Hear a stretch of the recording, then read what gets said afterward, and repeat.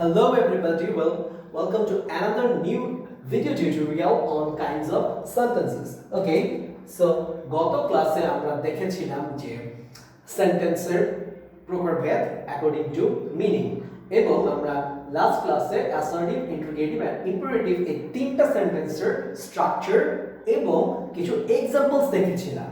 So আজকে আমরা বাকি দুটো অবজেক্টিভ এন্ড এক্সক্লামেটরি এই দুই রকমের সেন্টেন্সের স্ট্রাকচার এবং এক্সাম্পলস বোঝার চেষ্টা করব। ওকে, so first of all, objective sentence. So what is objective sentence?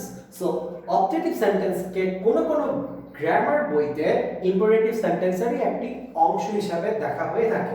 কোনো গ্রামারিয়ানরা অবজেক্টিভ সেন্টেন্সকে এক ধরনের ইম্পারেটিভ সেন্টেন্সই বলে থাকে, কিন্তু আবার এর ব্যতিক্রমটাও আমরা কোনো গ্রামার বইয়ে দেখতে পারি যেখানে নাকি অবজেক্টিভ সেন্টেন্সকে একটি আলাদা রকমের সেন্টেন্স হিসেবে দেখানো হয়ে থাকে।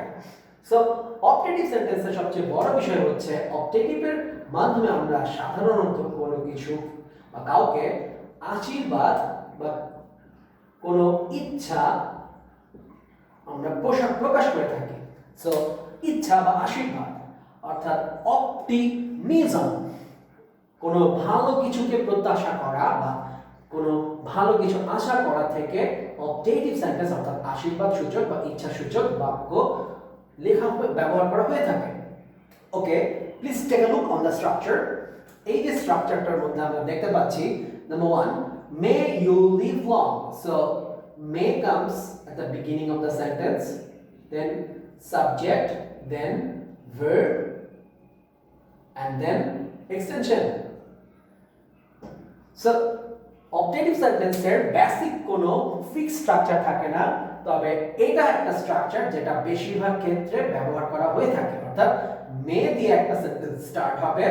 এখানে মে কিন্তু ওই 12 মান্থসের মে বোঝাচ্ছে না, এখানে মে এক ধরনের auxiliary verb. It's a modal auxiliary verb. So একটা মডেল অক্সিলারি ভার্ব মে আমরা এখানে ইউজ করে সাবজেক্ট ভার্ব এক্সটেনশন দিয়ে আমরা সেন্টেন্সটাকে প্রোডিউস করতে পারি। God bless you. সো এই সেন্টেন্সটার মধ্যে মে God bless you or God bless you দুটো একই কথা। তো কখনো মে ওয়ার্ডটা আমরা ইউজ নাও করতে পারি। God bless you এই সেন্টেন্সটার ফুল ফর্ম হচ্ছে May God bless you. Long live Bangladesh. So long live Bangladesh এইটার মাধ্যমে আমি একটা অপটিমিজম বা কোন একটা ভালো ইচ্ছা বা প্রত্যাশা করি। দ্যাটস ওয়াই এই ধরনের সেন্টেন্সগুলো এক ধরনের অবজেক্টিভ সেন্টেন্স। নাও কামস এক্সক্লামেটরি সেন্টেন্স। খুব ইম্পর্টেন্ট একটা সেন্টেন্স, বিকজ এই এক্সক্লামেটরি সেন্টেন্সের মাধ্যমে একজন রাইটার বা একজন স্পিকার তার ইনার ফিলিংস অর্থাৎ তার আভ্যন্তরীণ যে অনুভূতিটা অর্থাৎ যেটা সে প্রকাশ করলে শ্রোতা বা পাঠক বা লিসেনার আর রিডার্সরা তার মূল বক্তব্য বা কথাটা আরো ভালোভাবে বুঝতে পারবে, সেটা হলো এক্সক্লামেটরি সেন্টেন্স। বিকজ এক্সক্লামেটরি সেন্টেন্সের মধ্যে আমরা ইন্টারজেকশনস ব্যবহার করে থাকি। ইন্টারজেকশন এক ধরনের ওয়ার্ড। এই ওয়ার্ডগুলা কোনগুলা আমরা খুব ফ্যামিলিয়ার এগুলাতে, যেমন hurray, alas, fight, oh, wow.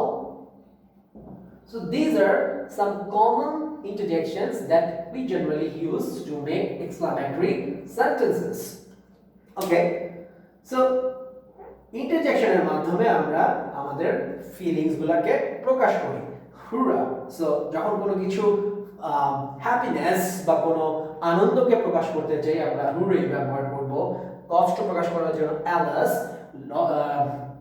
লজ্জা বা শেম প্রকাশ করার জন্য ফাই। সো এক একটা পারপাসে এক এক ধরনের ইন্টারজেকশন আমরা ব্যবহার করে থাকব।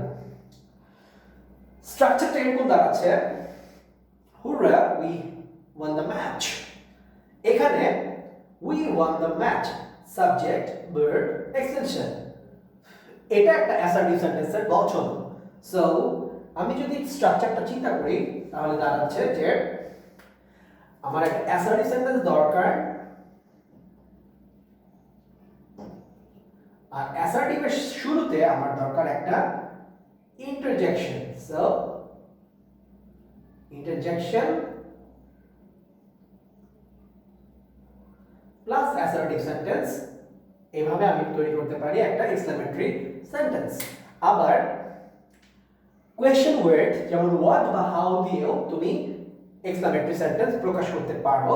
সেক্ষেত্রে what a nice bird it is, how beautiful the flower is এক ধরনের এডজেক্টিভস বা বিশেষণ পদ আমরা ব্যবহার করব যখন কোনো কিছুর সম্পর্কে ডেসক্রিপশন করতে চাই, যাতে আমার লিসেনার বা রিডাররা আরো ব্যাপক আকার বা একটা বিস্তৃত ধারণা পেতে পারে। সো এই হলো আরেক ধরনের এক্সক্লেমেটরি সেন্টেন্স লেখার প্যাটার্ন। সো এটা এক ধরনের প্যাটার্ন, এটা আবার আরেক ধরনের প্যাটার্ন। আরেক ধরনের এক্সক্লেমেটরি সেন্টেন্সের প্যাটার্ন হচ্ছে আনরিয়াল পাস্ট বলা হয়, অর্থাৎ অবাস্তব অতীত, যেটার আসলে কোনো বাস্তব বা রিয়েলিটি বা রিয়েল এক্সিস্টেন্স নেই, বা যেটার কোনো বাস্তবতার সাথে কোনো মিল নেই। এই ধরনের অনেক কথা বা বক্তব্য আমরা আমাদের প্রতিদিন ডে টু ডে কনভারসেশনের মধ্যে ব্যবহার করে থাকি। সো ওই ধরনের এক্সপ্রেশনস গুলোকে আমরা এক্সক্লেমেটরি সেন্টেন্সে ইফ বা হ্যাড এই ধরনের স্ট্রাকচারের মাধ্যমে লিখব। সেটা কিভাবে? If I were a bird, had I the wings of a bird. So এই ধরনের সেন্টেন্স স্ট্রাকচারগুলো আসলে যেটা মিন করে যে আমার যদি পাখির মতো ডানা থাকতো বা আমি যদি পাখি হতাম, এটা আসলে কোনো বাস্তবসম্মত কোনো কিছুকে বোঝায় না, বাট এটা একটা ইনার ফিলিংস। সো এই সেন্টেন্সগুলোকেও আমরা এক্সক্লেমেটরি সেন্টেন্সের মধ্যে ধরবো। সো এই হলো আমাদের kinds of sentence. I hope each and every student will practice at least 5 to 6 sentences according to the structure. Then I'm very hopeful that you can easily write a correct sentence in your writings. So I hope you will practice at home. Till then, goodbye.